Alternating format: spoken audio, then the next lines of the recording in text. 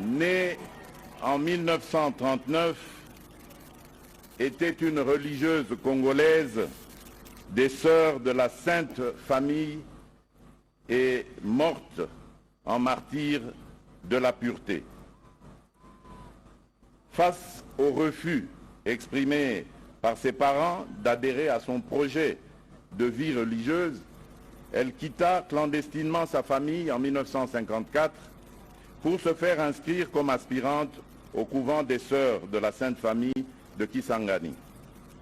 Le 29 novembre 1964, les rebelles Simba se présentèrent à Bafouabaka, localité située à 50 km de Wamba, et amenèrent toutes les religieuses, dont la sœur Annualité, pour les acheminer vers Isiro, à la Maison Bleue, considérée comme l'actuel sanctuaire de la Bienheureuse.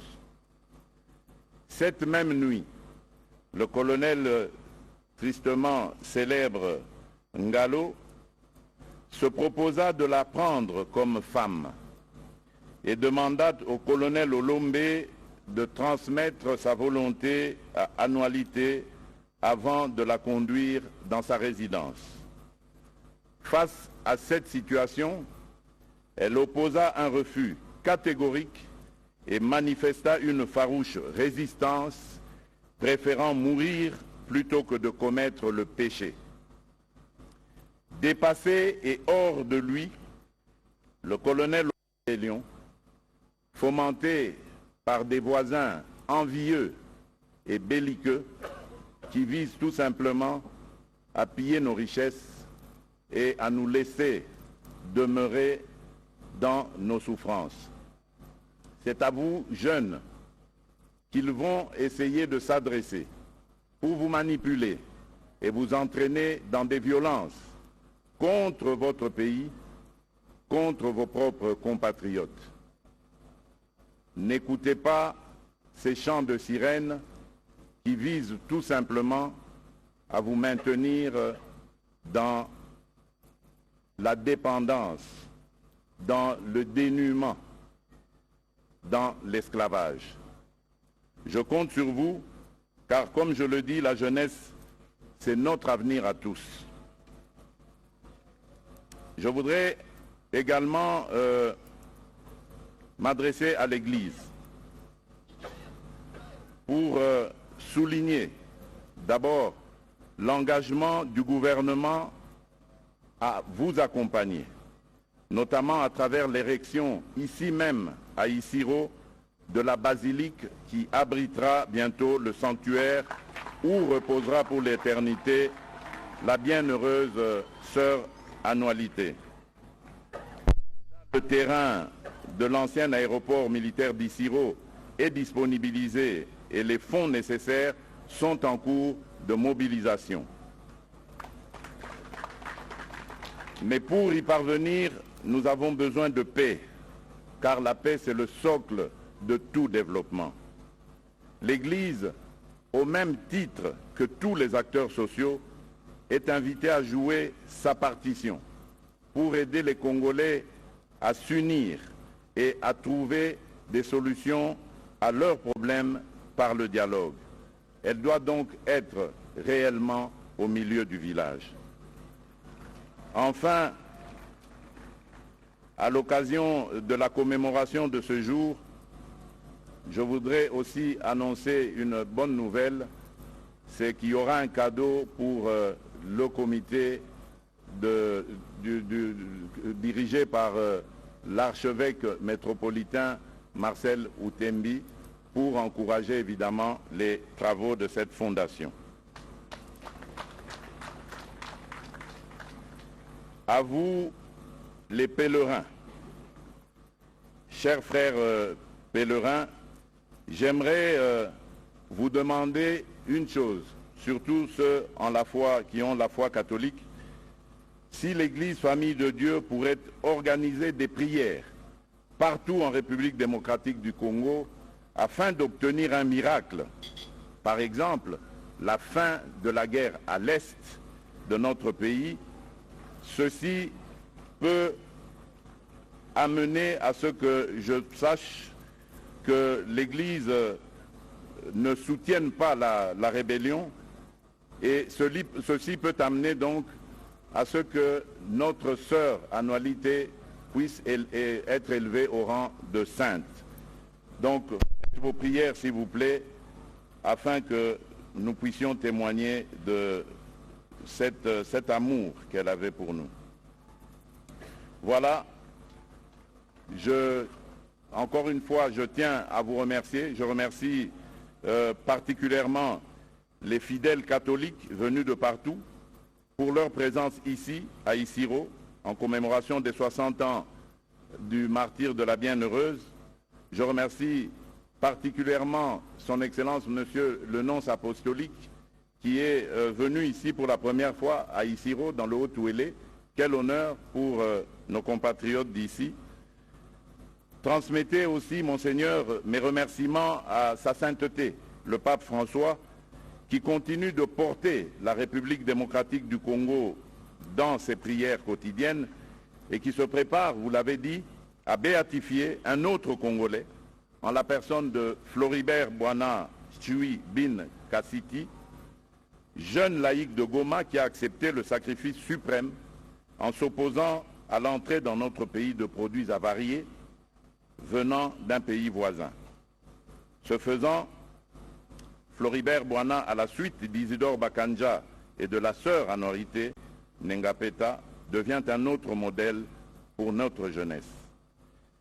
Mes remerciements vont aussi à tous les acteurs liturgiques, en commençant par l'ordinaire du lieu, Monseigneur Dieudonné Mandrapilé, évêque d'Isiro Nyangara, et tous les évêques, les prêtres, les religieuses et les religieux, les consacrés qui se sont mobilisés pour cette belle célébration eucharistique. Voilà, mesdames et messieurs, ce que j'avais à dire comme message. Je vous remercie. Que Dieu bénisse la République démocratique du Congo et son peuple. Voilà le président de la République qui vient de prendre la parole.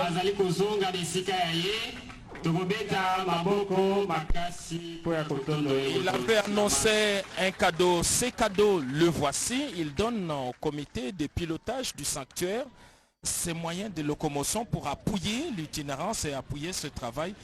Et en plus de cet engagement pris par le président de la République de pouvoir contribuer financièrement dans la construction de... C'est donc la trésor qui est devant nous ici. Que je sache. Et effectivement, le président de la République a annoncé ces cadeaux. Il va être présenté au public. Nous retenons cet engagement pris par le président de la République de pouvoir contribuer dans la construction de ces sanctuaires ici à Isiro. Et entre-temps, il y a ces moyens de locomotion qui va être présenté.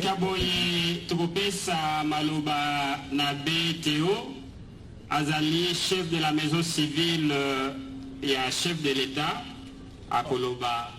Je crois que nous devons corriger. Il est conseiller chargé de la culture à la présidence de la République. Voilà. C'est les conseillers au collège culture à la présidence de la République. Excellence, Monsieur le Président de la République, chef de l'État. Je voudrais, avec votre autorisation, annoncer et montrer à Monseigneur l'évêque du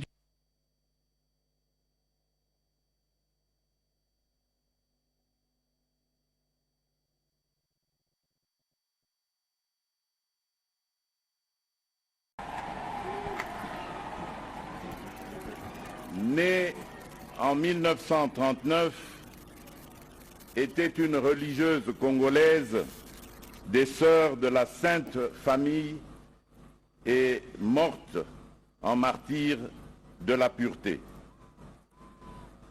Face au refus exprimé par ses parents d'adhérer à son projet de vie religieuse, elle quitta clandestinement sa famille en 1954 pour se faire inscrire comme aspirante au couvent des Sœurs de la Sainte Famille de Kisangani.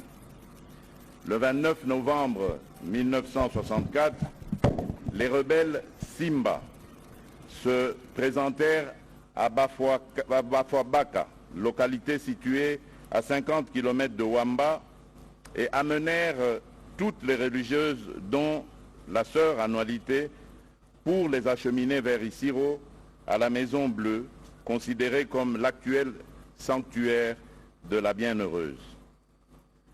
Cette même nuit, le colonel tristement célèbre Ngalo se proposa de la prendre comme femme et demanda au colonel Olombe de transmettre sa volonté à Annualité avant de la conduire dans sa résidence. Face à cette situation, elle opposa un refus catégorique et manifesta une farouche résistance, préférant mourir plutôt que de commettre le péché. Dépassé et hors de lui, le colonel Léon, fomenté par des voisins envieux et belliqueux qui visent tout simplement à piller nos richesses et à nous laisser demeurer dans nos souffrances. C'est à vous, jeunes, qu'ils vont essayer de s'adresser pour vous manipuler et vous entraîner dans des violences contre votre pays, contre vos propres compatriotes.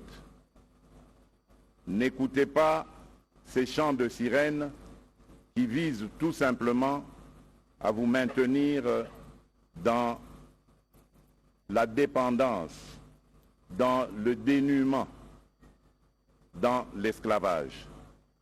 Je compte sur vous, car comme je le dis, la jeunesse, c'est notre avenir à tous. Je voudrais également m'adresser à l'Église pour souligner d'abord l'engagement du gouvernement à vous accompagner, notamment à travers l'érection ici même à Isiro de la basilique qui abritera bientôt le sanctuaire où reposera pour l'éternité la bienheureuse sœur Annualité. Le terrain de l'ancien aéroport militaire d'Isiro est disponibilisé et les fonds nécessaires sont en cours de mobilisation. Mais pour y parvenir, nous avons besoin de paix, car la paix c'est le socle de tout développement. L'Église, au même titre que tous les acteurs sociaux, est invitée à jouer sa partition pour aider les Congolais à s'unir et à trouver des solutions à leurs problèmes par le dialogue. Elle doit donc être réellement au milieu du village. Enfin, à l'occasion de la commémoration de ce jour, je voudrais aussi annoncer une bonne nouvelle, c'est qu'il y aura un cadeau pour le comité dirigé par l'archevêque métropolitain Marcel Outembi pour encourager évidemment les travaux de cette fondation. À vous, les pèlerins, chers frères pèlerins, j'aimerais vous demander une chose, surtout ceux qui ont la foi catholique, si l'Église Famille de Dieu pourrait organiser des prières partout en République démocratique du Congo afin d'obtenir un miracle. Par exemple, la fin de la guerre à l'est de notre pays. Ceci peut amener à ce que je sache que l'Église ne soutienne pas la rébellion, et ceci peut amener donc à ce que notre sœur Annualité puisse être élevée au rang de sainte. Donc, faites vos prières s'il vous plaît, afin que nous puissions témoigner de cet amour qu'elle avait pour nous. Voilà, encore une fois, je tiens à vous remercier. Je remercie particulièrement les fidèles catholiques venus de partout pour leur présence ici, à Isiro, en commémoration des 60 ans du martyre de la Bienheureuse. Je remercie particulièrement son Excellence, Monsieur le Nonce apostolique, qui est venu ici pour la première fois à Isiro, dans le Haut-Ouélé. Quel honneur pour nos compatriotes d'ici. Transmettez aussi, Monseigneur, mes remerciements à sa sainteté, le pape François, qui continue de porter la République démocratique du Congo dans ses prières quotidiennes et qui se prépare, vous l'avez dit, à béatifier un autre Congolais, en la personne de Floribert Bwana Chui Bin Kassiti, jeune laïc de Goma qui a accepté le sacrifice suprême en s'opposant à l'entrée dans notre pays de produits avariés venant d'un pays voisin. Ce faisant, Floribert Bwana, à la suite d'Isidore Bakanja et de la sœur Anorité Nengapeta, devient un autre modèle pour notre jeunesse. Mes remerciements vont aussi à tous les acteurs liturgiques, en commençant par l'ordinaire du lieu, Monseigneur Dieudonné Mandrapilé, évêque d'Isiro Nyangara, et tous les évêques, les prêtres, les religieuses et les religieux, les consacrés qui se sont mobilisés pour cette belle célébration eucharistique. Voilà, mesdames et messieurs, ce que j'avais à dire comme message. Je vous remercie. Que Dieu bénisse la République démocratique du Congo et son peuple. Voilà le président de la République qui vient de prendre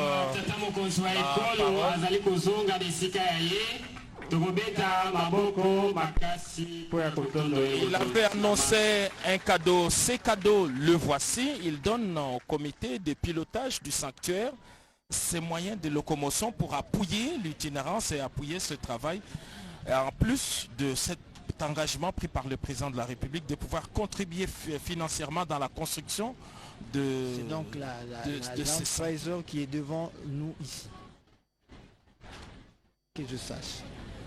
Et effectivement, le président de la République a annoncé ces cadeaux. Il va être présenté au public. Nous retenons cet engagement pris par le président de la République de pouvoir contribuer dans la construction de ces sanctuaires ici à Isiro. Et entre-temps, il y a ces moyens de locomotion qui va être présenté.